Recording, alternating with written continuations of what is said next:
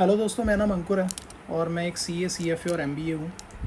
और पिछले 2 सालों से मैं पर्सनल फाइनेंस को फॉलो कर रहा हूँ। फाइनेंस और टेक्नोलॉजी मेरे कोर इंटरेस्ट एरियाज़ हैं। और मैंने ये पाया कि बहुत सारी चीज़ें इन्वेस्टमेंट से रिलेटेड ऐसी हैं जो मैं आप लोगों के साथ शेयर कर सकता हूँ और जो आपकी लाइफ में और आपकी इन्वेस्टमेंट में काफ़ी काम आएंगी। तो उसी कोशिश में ये मेरी पहली वीडियो है और उम्मीद करता हूँ कि जो भी डिस्कशन मैं इस वीडियो के अंदर करने वाला हूँ वो हेल्प करेगा आपको एक सही तरीके से इन्वेस्ट करने में अपने पैसे को। और अगर आप पहले से ही इन्वेस्टमेंट कर रहे हैं तो और भी बेहतर वे में उस इन्वेस्टमेंट को मैनेज करने में।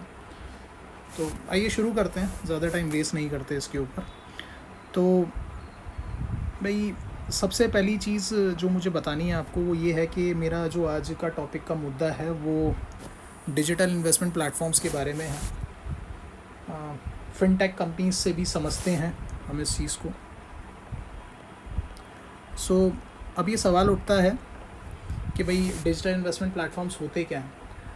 तो भाई, डिजिटल इन्वेस्टमेंट प्लेटफॉर्म्स एक तरीके से आप ऐसे समझ लीजिए कि ऐसी वेबसाइट्स या फिर ऐसी ऐप्स होती हैं जिनके थ्रू आप अपना पैसा इन्वेस्ट कर सकते हो। भाई, डिजिटल लिखा हुआ है तो ऑब्वियसली यहाँ पे टेक्नोलॉजी का एड होगा, और टेक्नोलॉजी का एड है तो आप वहाँ पे इन्वेस्टमेंट वेबसाइट या फिर ऐप के थ्रू कर रहे होगे।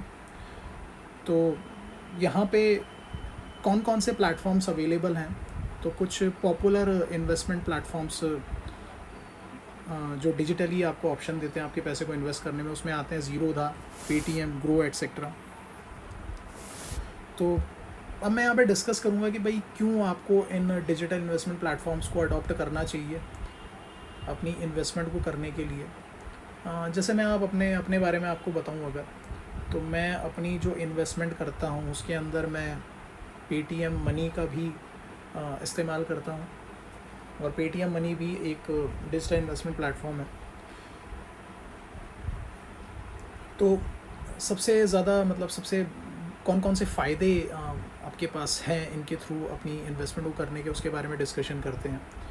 तो सबसे पहला फ़ायदा आपके पास रहता है कि भाई यहाँ पे जो ऑनबोर्डिंग प्रोसेस है वो बड़ा स्मूथ है, और ये एक्सपीरियंस आपको दोनों केसेस के अंदर मिलेगा कि भाई अगर आप अपनी इन्वेस्टमेंट म्यूचुअल फंड में करने के लिए या फिर किसी भी इन्वेस्टमेंट व्हीकल में करने के लिए कर रहे हैं, या फिर स्टॉक्स में करने के लिए कर रहे हैं जहाँ पे आपको डीमेट अकाउंट की ज़रूरत पड़ेगी।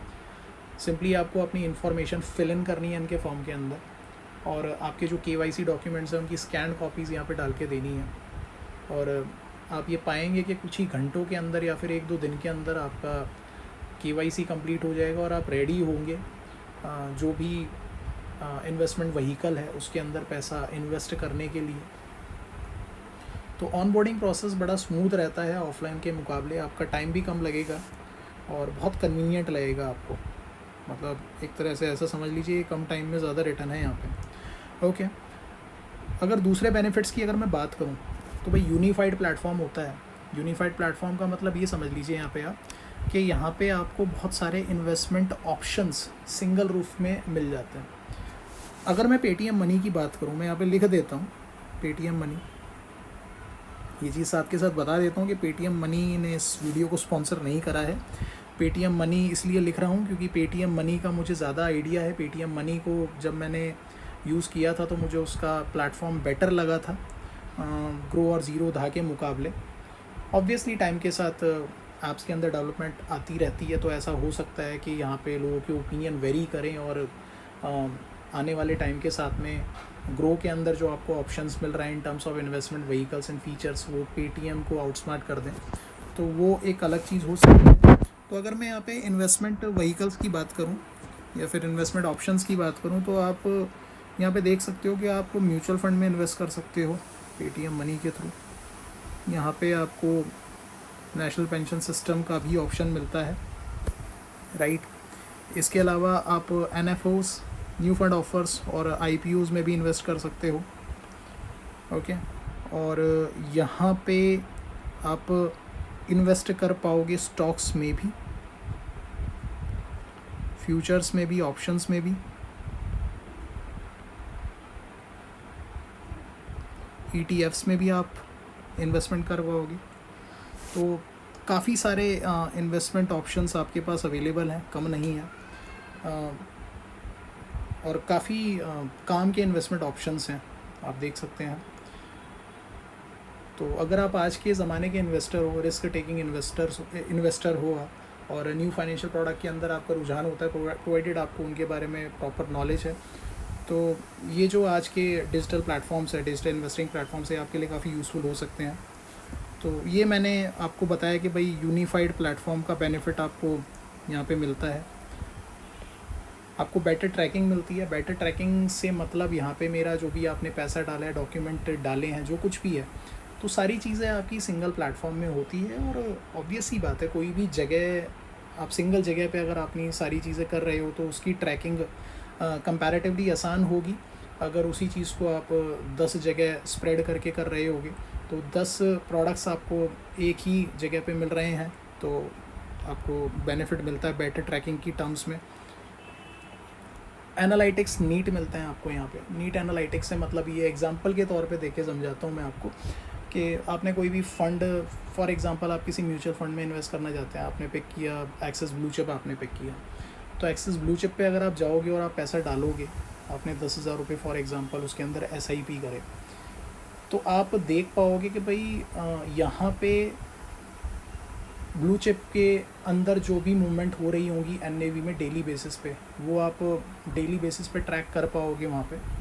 और आपने जो पैसा इन्वेस्ट करा उसकी प्रेजेंट वैल्यू क्या है, लास्ट डे आपने क्या कमाया, इस फंड की क्या परफॉर्मेंस है पिछले 6 महीने में, 1 साल में, 3 साल में, 5 साल में, इस फंड को कौन मैनेज कर रहा है, एसेट अंडर मैनेजमेंट कितनी है, और एक्सपेंस रेशो कितनी है, और tax liability, expected tax liability आपकी कैसी होगी इसके अंदर, आपका ये फंड इक्विटी ओरिएंटेड है, डेट ओरिएंटेड है, हाइब्रिड है, और इस फंड से रिलेटेड और भी डिटेल्स कि भाई इसका कौन कौन से एसेट के अंदर इसका अलोकेशन रहता है, ये सारी चीज़ें आपको यहाँ पे मिल जाती हैं। एक एक चीज़ आपके पास अवेलेबल रहेगी, और ये सारी चीज़ मतलब कुछ इसके लिए चार्जेस वगैरह भी नहीं है, बहुत ही कम कॉस्ट पे इतनी सारी चीज़ें आपको अवेलेबल हो जाती हैं इन प्लेटफॉर्म्स के थ्रू।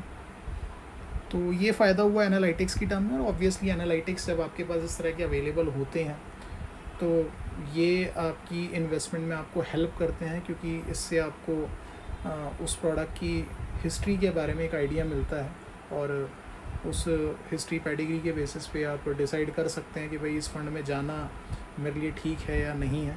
बट ध्यान रखिएगा कि फंडामेंटल एनालिसिस अपना स्ट्रॉन्ग रखना चाहिए आपको कोई भी इन्वेस्टमेंट करने से पहले, क्योंकि टेक्निकल एनालिसिस कभी भी लॉन्ग टर्म में काम नहीं करता है। ओके, अगले पॉइंट पे आ जाते हैं। यहाँ पे मैंने लिखा हुआ है पर्सनल फाइनेंस ओरिएंटेड आर्टिकल्स। तो इन डिजिटल इन्वेस्टमेंट प्लेटफॉर्म्स में आपको एक चीज़ और देखने को मिलेगी कि आपको यहाँ पे पर्सनल फाइनेंस से रिलेटेड आर्टिकल्स मिलेंगे जो रिनाउंड इन्वेस्टर्स के थ्रू लिखे जाते हैं, और ऑब्वियसली इन आर्टिकल्स को पढ़ करके आप अपनी इन्वेस्टमेंट को और ही बेहतर ढंग से कर सकते हैं और बेटर रिटर्न कमा सकते हैं। तो इस तरह के आर्टिकल्स आपको यहाँ पे मिलेंगे। लास्ट पॉइंट मैंने टाइम सेविंग हैसल फ्री लिखा हुआ है। ऑब्वियसली आपको KYC करने में कोई धक्के नहीं खाने हैं, सारी आपका जो भी पैसा या इन्वेस्टमेंट है आप एक जगह देख पाते हो। तो इन सारी चीज़ों की वजह से आपके लिए ये जो प्लेटफॉर्म्स है वो टाइम सेविंग और हैसल फ्री तो रहते ही हैं। तो दोस्तों आज ये सब था इस वीडियो के लिए। आने वाली वीडियोस के अंदर और भी काम के टॉपिक्स डिस्कस करूँगा मैं आपके साथ में। उम्मीद करता हूँ आपको वीडियो पसंद आई होगी। सो मिलते हैं नेक्स्ट वीडियो में। Thanks a lot, bye bye.